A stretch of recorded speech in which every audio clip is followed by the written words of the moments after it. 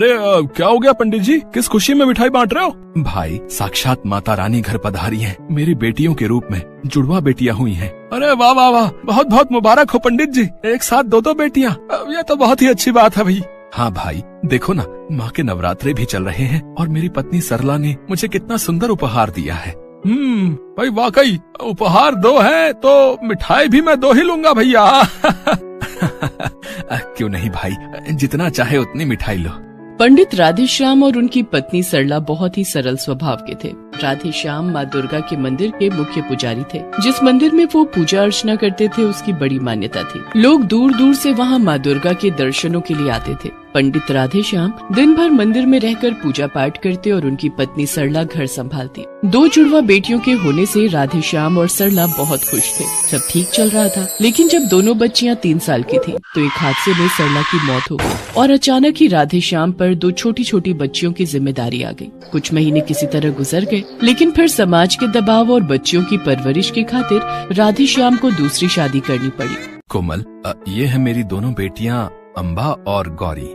अच्छा, तो ये हैं वो दोनों। आप इनकी बिल्कुल फिक्र मत करो, मैं इन दोनों को देख लूंगी। अब मेरा मतलब है कि मैं इनका अच्छे से ख्याल रखूंगी। कोमल बहुत ही चालाक और लालची औरत थी। पंडित राधेश्याम की संपत्ति देखकर ही उसने पंडित जी से शादी की थी। 1 साल बाद कोमल ने भी एक बच्ची को जन्म दे दिया। राधेश्याम इस बात से और भी खुश हो गए। राधेश्याम ने इस बच्ची का नाम जया रखा। अब राधेश्याम की 3 बेटियां थीं। वो तीनों को बिल्कुल बराबर प्यार करते थे, लेकिन कोमल तीनों बेटियों में बहुत भेदभाव करती थी। वो अपनी बेटी जया को तो बहुत प्यार करती थी, लेकिन अम्बा और गौरी उसे फूटी आंख नहीं सुहाती थी। राधेश्याम सारा दिन मंदिर में रहते थे और कोमल पूरा दिन खुद तो आराम करती, जबकि अम्बा और गौरी से घर का सारा काम करवाती। फिर एक दिन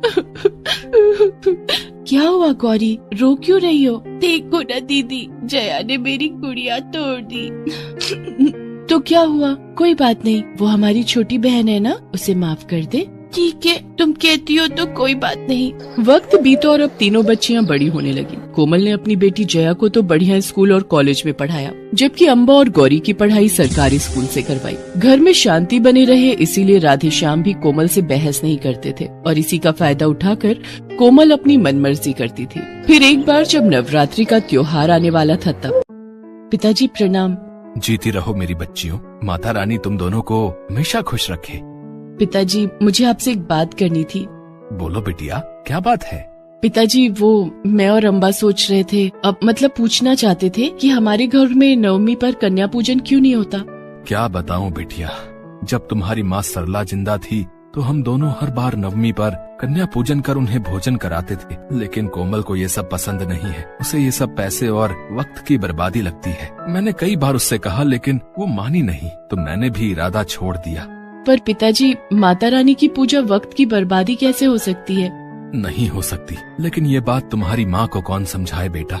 पिताजी, आप चिंता मत कीजिए, छोटी माँ पूजा नहीं करती तो क्या हुआ, अब से हम दोनों बहनें नवरात्रि की पूजा के साथ साथ नवमी पर कन्या पूजन भी करेंगे। अम्बा और गौरी की बात सुनकर राधेश्याम की आंखों में आंसू आ गए। उन्हें सरला की याद आ गई। उधर ये बात जया ने सुनी तो वो भागी भागी अपनी माँ के पास गई और बोली, माँ पता है अम्बा और गौरी पापा को हमारे खिलाफ भड़का रही हैं। अच्छा, क्या बोल रही थी चालाक लोमड़ियाँ? वो पापा को खुश करने के लिए कन्या पूजन करने जा रही हैं इस बार।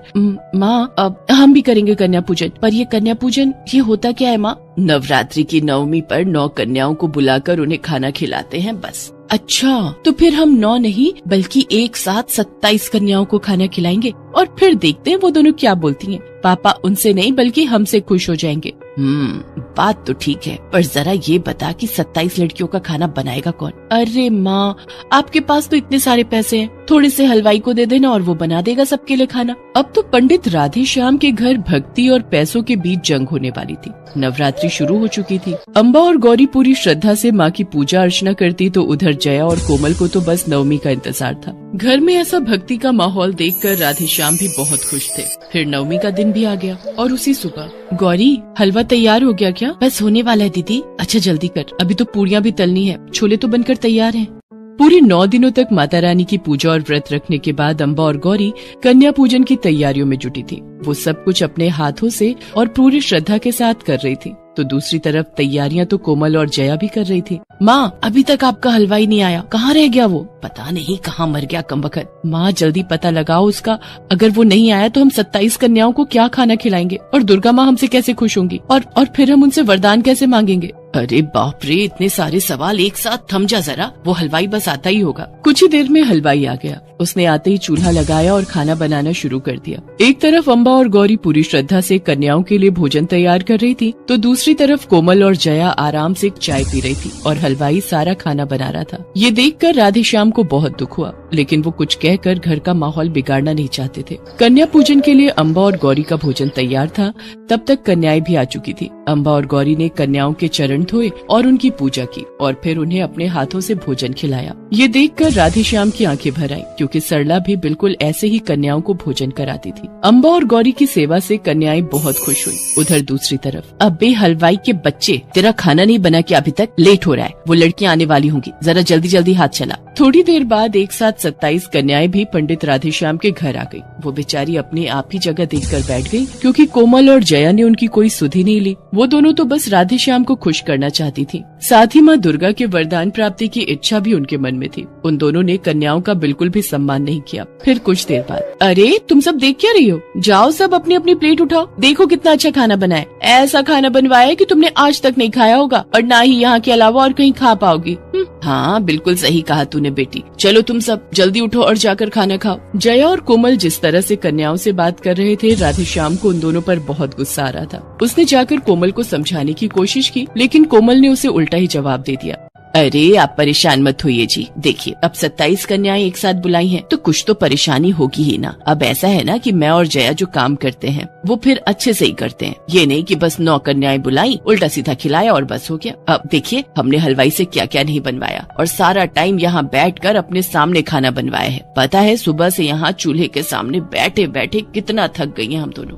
और वैसे भी आजकल दावतों में खाना खुद परोसने का ही चलन है। इसमें ना तो खाना बर्बाद होता है और फालतू का काम भी नहीं बढ़ता। कोमल की ये बात सुनकर राधेश्याम को आगे कुछ कहने का मन ही नहीं हुआ और वो चुपचाप वहाँ से चले गए। सभी कन्याओं ने खुद खाना लेकर खाया और फिर अपने अपने घर चली गई। और इसके बाद कोमल और जया झट से जाकर माँ दुर्गा की मूर्ति के सामने बैठ गई। माँ दर्शन दो, देखो ना हमने आपको खुश करने में कितनी मेहनत की है, आओ न जल्दी और आकर हमें वरदान दो। उधर अम्बा और गौरी भी अपने कमरे में माँ दुर्गा की मूर्ति के सामने ही बैठी थी। उनके साथ राधेश्याम भी माँ के सामने हाथ जोड़े बैठे थे और मन ही मन जया और कोमल की करतूतों के लिए माफी भी मांग रहे थे। तभी अचानक माँ दुर्गा की मूर्ति से प्रकाश निकला और साक्षात माँ दुर्गा वहाँ पर प्रकट हो गयी। गौरी, अम्बा, मैं तुम्हारी सेवा से बहुत खुश हूँ, मांगो क्या वरदान मांगती हो? माँ आपने दर्शन दे दिए, हम धन्य हो गए, हमें और कुछ नहीं चाहिए माँ।